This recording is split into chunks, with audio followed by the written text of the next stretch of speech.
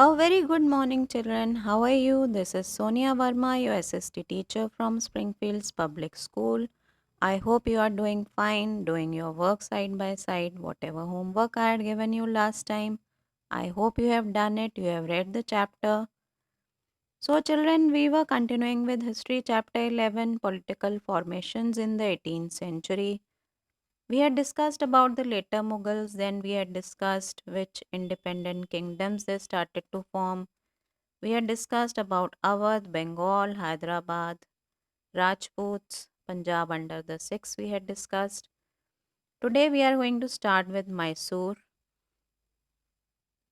Here in this region in pink color you can see Mysore. So in the second half of the 18th century, Hyder Ali, he ruled from 1761 to 1782, and his son Tipu Sultan, he ruled from 1782 to 1799. Both of them, they made Mysore very powerful. Tipu, he was also known as the Tiger of Mysore. Both Hyder Ali and Tipu modernized the army. They introduced new weapons, new and efficient weapons. With the help of the French, Hyder Ali established a modern arsenal. Arsenal, children, is a place where weapons and explosives are made, they are manufactured, and they are stored. They are kept in that place. So they established a modern arsenal at Dindigul. Tipu Sultan even made efforts to build a modern navy. Both father and son fought against the English. They fought against the Britishers. They were the supporters of French, but they were against the Britishers, against the English. So all these weapons they introduced. Hyder Ali defeated the English in the first Anglo-Mysore War, which took place in 1769. So in total 4 wars were fought, and Tipu Sultan died fighting the English during the fourth Anglo-Mysore War in 1799. Now let us move on to the Marathas. The Marathas, they had a humble origin till the early 17th century. They were minor chieftains. They were just chiefs in the army. They were serving the kingdoms of Ahmednagar, Bijapur, and Golconda. You can see here all these three regions: Ahmednagar, Bijapur, and Golconda. So when these kingdoms they became weak, the Marathas declared themselves independent. The man who carved out a powerful kingdom in the Konkan region was Shivaji. The Marathas became well organized under the leadership of Shivaji. He was born in 1627. His father Shahaji Bhosle, he was a high official in the Bijapuri kingdom. Jijabai, his mother, and Dadaji Kondadev, his tutor, shaped the early life of Shivaji. Shivaji dreamt of establishing a large empire. While still young, he put together a small army. So he had a small army. So since he was not able to face the whole Mughal army, which was very large in number, so he used different tactics. He used guerrilla warfare.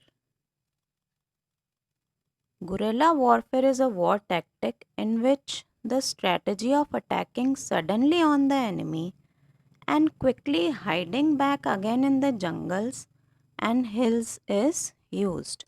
So he used to at once attack his enemy, and again with his army, small army, he used to run and hide in the jungles. And he also captured many forts. He knew the importance of forts. So he captured many forts. The growing power of Shivaji alarmed the king of Bijapur.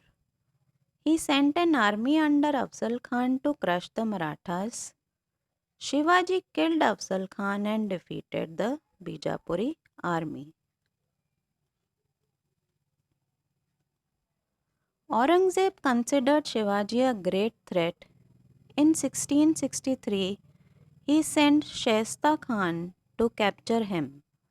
One night, Shivaji, with a few soldiers, entered the Mughal camp and wounded Shaista Khan.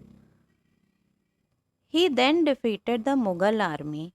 A year later, he raided Surat and plundered it.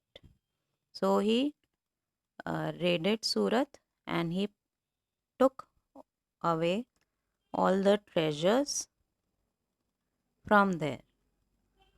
Alarmed at the growing power of Shivaji, Aurangzeb sent Raja Jai Singh to the Deccan. Jai Singh besieged the fort of Purandhar.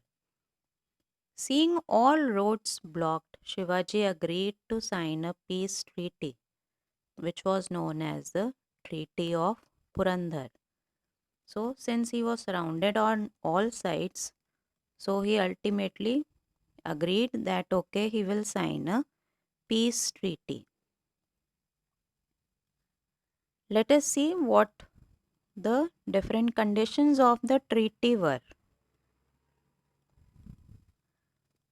The first condition was that he will accept Aurangzeb as his overlord. It means that Shivaji will have to agree to all the decisions of Aurangzeb and pay him an annual tribute. A very large amount of money he will pay to Aurangzeb every year.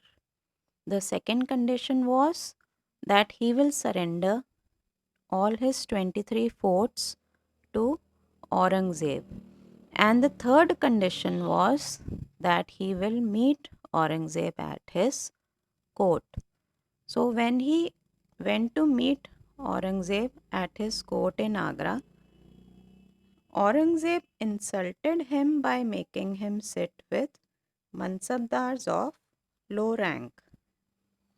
Shivaji, when he tried to escape, when he tried to leave the court, then Aurangzeb, he captured him and he put him under house arrest.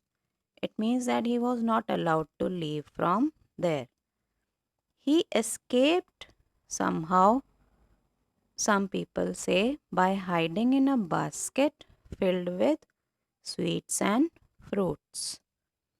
In 1670, Shivaji renewed hostilities with the Mughals. It means that he again started to attack the Mughals.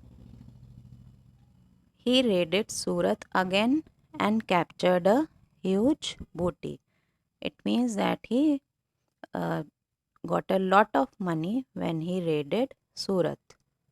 He also captured some forts and those forts which he had given to Aurangzeb earlier.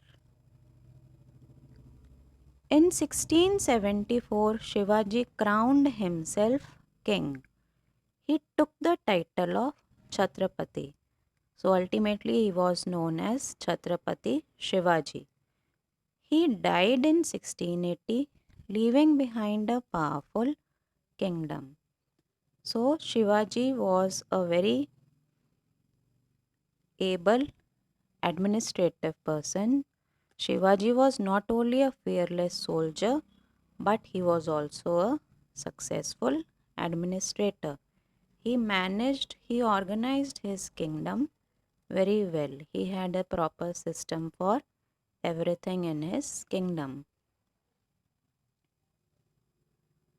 So here you can see in this map all these territories, all this region which was captured by Shivaji. So Shivaji had a council of 8 ministers. All those 8 ministers, they were called Ashtapradhan. and they were supposed to advise him on everything.